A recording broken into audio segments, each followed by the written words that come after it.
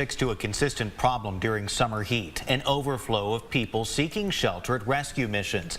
The Highway 80 rescue mission is challenged every summer to try and provide food, water, and a place to escape to a seemingly endless line of homeless and transient people.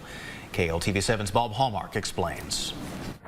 Overcapacity for the last month. Each day and night, the Highway 80 rescue mission makes room for those seeking to get out of the 90-plus degree temperatures.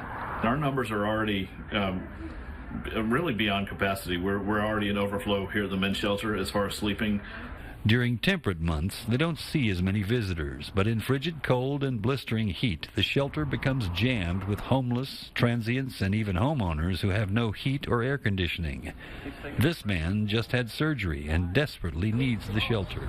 It's really hard to figure out a place to be comfortable like to this one, and there are limited amount of places that are like this to assist individuals that are homeless, like to myself. There's a bigger need sometimes for water because we are a cooling station, so people know they can come here, cool off, get water, rehydrate, refresh.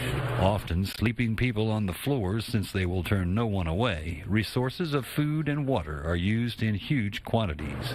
There's always a need for donations, especially food, hygiene supplies, clothes, water, sunscreen, hats. For whatever put them in this position, mission workers just want to give them a little hope.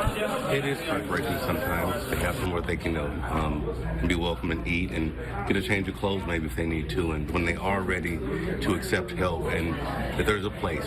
Bob Hallmark, KLTV 7 News. Donations of food, water, sunscreen, and summer clothing can be made at Highway 80 rescue mission locations in both Tyler and Longview. A traveling memorial